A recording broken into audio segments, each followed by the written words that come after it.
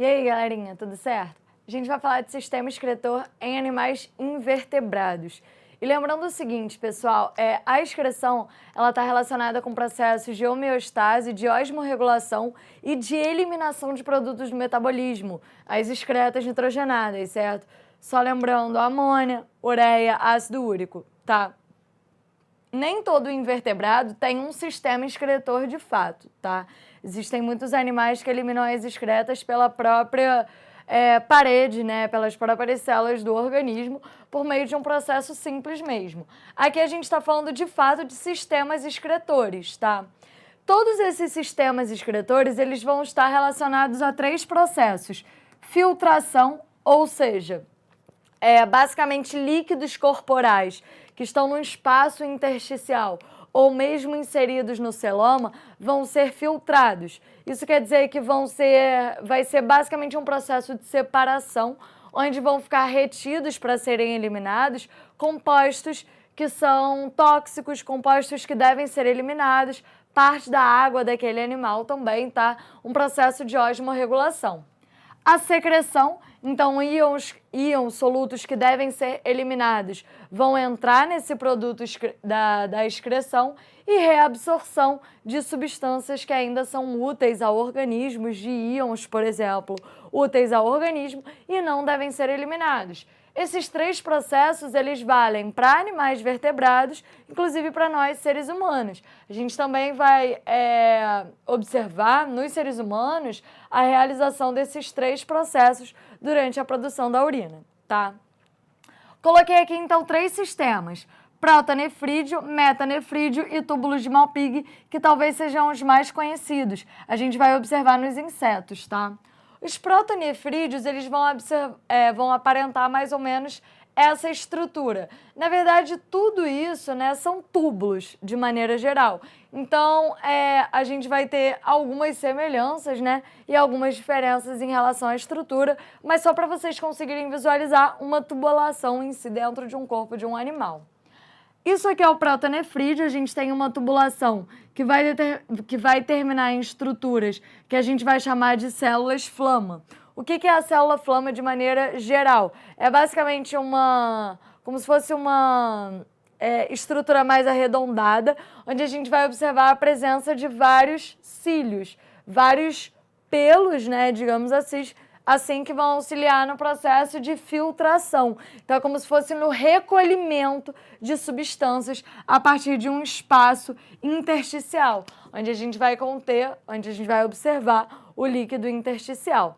A gente vai observar protonefrídeos, por exemplo, em plateumintos como a planária, que são vermes achatados, tá? Então, essas células flama vão ser responsáveis pelo recolhimento de excretas, pelo recolhimento de substâncias, que vão justamente passar pelo interior desses túbulos que formam os protonefrídeos, certo? E vão justamente desembocar numa abertura localizada na parede corporal desse indivíduo. Tranquilo, gente? Lembrando que aqui a gente tem justamente uma estrutura do protonefrídeo em si, tá? O metanefrídeo vai ser um pouco diferenciado, porque lembra que plateumintos são animais que não possuem celoma, por isso que a gente tem o recolhimento, né, a filtração a partir desse líquido intersticial. Já os metanefrídeos, a gente vai encontrar em animais como os anelídeos, que são animais celomados, que possuem celoma. Então, o recolhimento dessas excretas vai se dar justamente a partir de um fluido celomático, onde a gente vai observar essas substâncias que vão ser filtradas. E, claro, tanto os protonefrídeos quanto nos metanefrídeos, a gente também vai ter esses processos de secreção de substâncias que ainda devem ser eliminadas e reabsorção de substâncias que aquele animal quer manter no organismo, íons úteis ao organismo, tá? A diferença é a seguinte: nos metanefrídeos, esses túbulos estão imersos no celoma e mais, eles ficam envolvidos por uma rede de capilares, onde a gente pode também observar esses processos de secreção e de reabsorção. Tranquilo, gente? E para fechar, o terceiro e último sistema excretor são os túbulos de Malpighi, que a gente vai encontrar nos insetos. Também são tubulações, mas a diferença é que, nesse caso, existe uma conexão com o sistema digestório, tá? Então, a urina em si, né, essa excreção, é eliminada junto com as fezes. A gente vai ter, nesses animais, a excreção do ácido úrico, que lembra, é uma excreta nitrogenada pouquíssimo solúvel e pouquíssimo tóxico, então demanda de baixa quantidade de água para ser eliminado, e por isso permite, né, a sobrevivência de insetos em ambientes extremamente secos, onde a falta da água, né, é uma questão.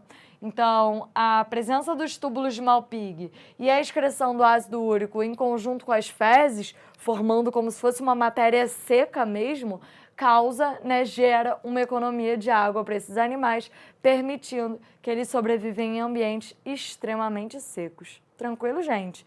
Pessoal, é basicamente isso. Lembrando que a excreção é basicamente um mecanismo de osmorregulação e de eliminação de toxinas do organismo e passa por esses 3 processos: filtração de compostos, secreção, ou seja, alguns íons que eu ainda quero eliminar, que acabaram não sendo filtrados, né, completamente, e a reabsorção, íons ou substâncias que eu não quero eliminar e justamente vou retirar do produto excretório para não sair, né, junto com a excreção. Tranquilo? E lembrando que a gente está falando aqui de sistemas excretores exclusivos, nesse caso, né, de animais invertebrados. Tranquilo?